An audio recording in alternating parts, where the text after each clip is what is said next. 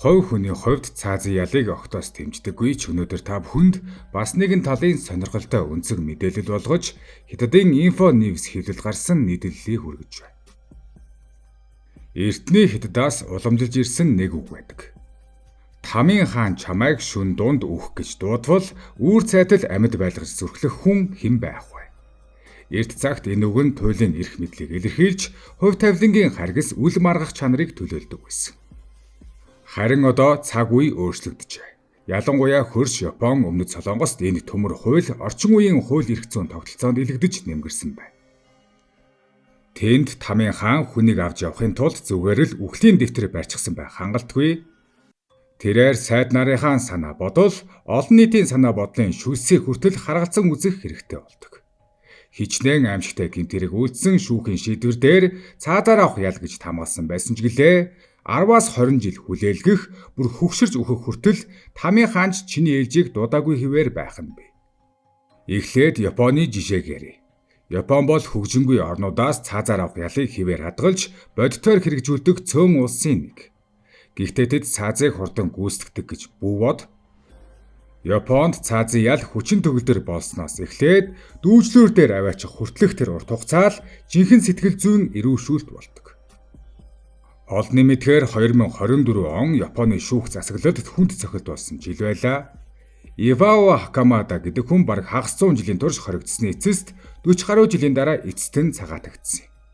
Энэ явдал тухайн үед дэлхийн нийтийг цочирдуулж, Японы цаазын тогтолцооны хойшлуулалт гэдэг асар том асуудлыг бүрэн илчилсэн. Харин энэ садлан туйлын санамсаргүй нөхцөлд гэмт хэрэгтний амийг аварсан цорын ганц боломж болон хуурсан юм. Цаазын ял нь баттай болсон ихэнх хоригдлуудын хувьд энэ хүлээлт гэдэг нь мохоо хутгаар аажмаар тарчлааж буйтай адил зүйл. Японд цаазыг хаалттай өрөөний цааз гэж нэрлэдэг хэлбэрээр гүйцэтгэдэг. Цаазын ялтан бүр өглөө бүр амьдрал өхлийн савлгаанд ордог. Харуулуудын гутлын чимээ коридороор цураатаж аажмаар ойртсоор ирдэг. Хэрвээ тэр алхмын чимээ таны хаалганы өмнө зогсоод хаалга онгойлгон өнөөдөр чиний ээлж гэж хэлбэл танд амьдрах хэдхэн цаг л үлдэнэ.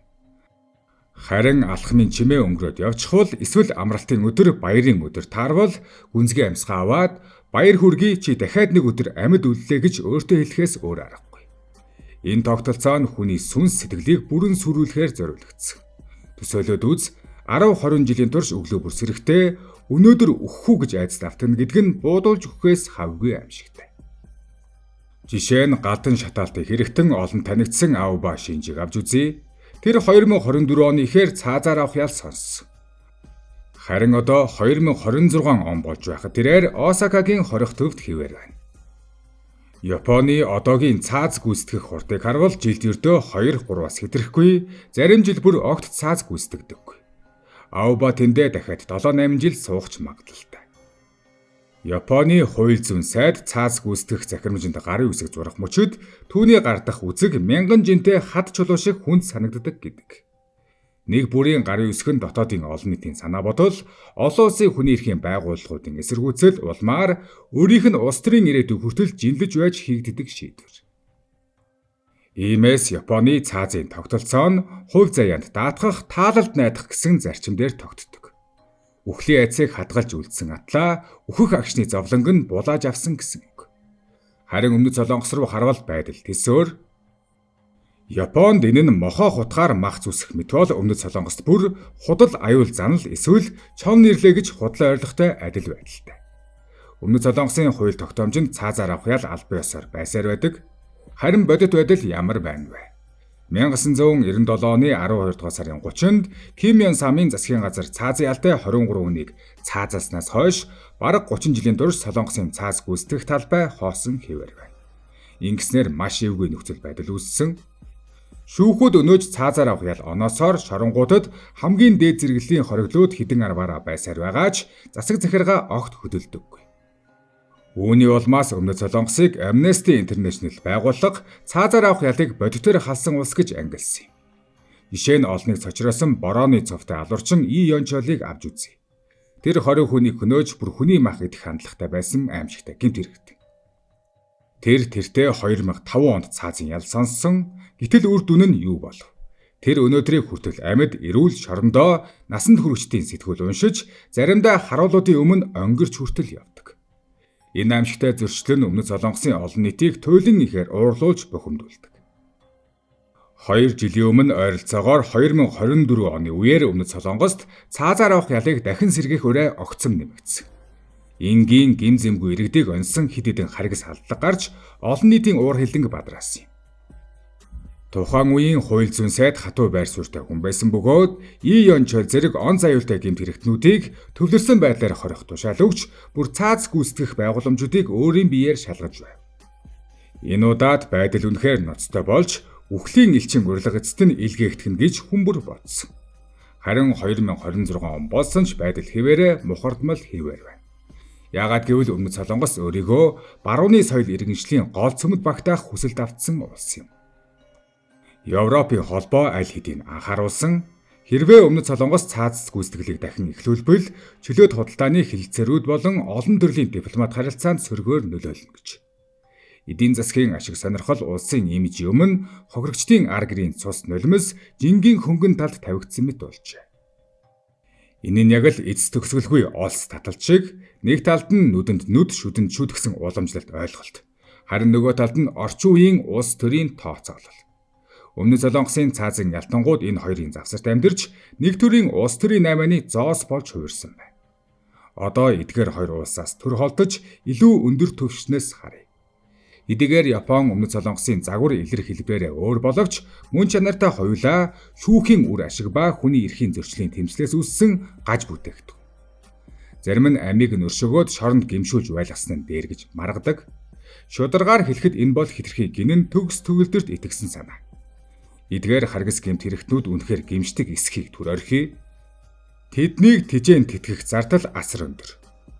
Японд цаазын ялтангийн ганцаарчилсан өрөө нь саяхан төгссөн олон залуусын давчуу байрнаас ч илүү нөхцөлтэй байх нь элбэг.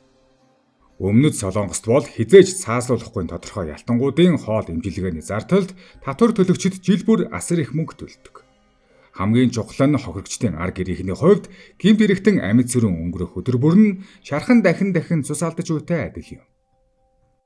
Одоо түүх рүүгээ эргээд харъя. Цаазаар авах ялын анхны зорилго юу байсан бэ? Гэмт хэрэгээс сэргийлэхээс гадна хамгийн суурь үндсэн логик нь шийтгэл болоод өшөө авалт байсан. Өөр хүнийг амийг авсан бол өөрийн амиар төлнө. Харин 2026 оны Япон Өмнөд Солонгост энэ логик тасарч. Японд цаазаар авах ял нь маш үнэтэй ховор хэрэгэлдэг тахил болж хувирсан. Зөвхөн олон нийтийн уур хилэн дээдсэгтэй хурж улс төрийн хэрэгцээ тулгарсан үед л өргөгддөг. Өмнөд Солонгост бол цаазын ял хананд өлгөөтэй өргөмжлөл болсон, харахад аимшигтайч хизээч биелэх боломжгүй. Ийм байдал нь цаазаар авах ялыг бүр өмсөн хааснаас үнэхээр дээргэж. Энэ бол худал найдвар. Хохирогчдын ар гэрт шударга ясыг тогтооно гэж итгүүлээд эцэст нь төгсгөлгүй хойшлуултаар хариу барьдаг. Харин үүний оронд нэг мөр цаазын ялыг хаалж олон улсын Европын хандлагад нэг мөр шилжих нь илүү дэвшилттэй ч байж мэдэх. Гэхдээ бидний ихэнд дурдсан гарч ихт өгүүлсэнчлэн Тамийн хаан хүртэл үхлийн бичгээ атгасаар төгссөн байдалтай хүлээж суун эцсийн цохилдоо өгч чадалгүй гацсан хэвээр байгаа. Үүнийг бичиж суухдаа би хэсэг хугацааны өмнө харж байсан нэгэн статистик мэдээллийг ирэхгүй саналаа. Япон Өмнөд Солонгосын засгийн газрууд цаазаар авах ялыг хэрэгжүүлэхдээ байнга хойш сууж саатал гаргасаар байгаач санал асуулгын дүнгээс харахад олон нийтийн дэмжлэг хоёр улсын хоёуланд нь өндөр хэвээр байна.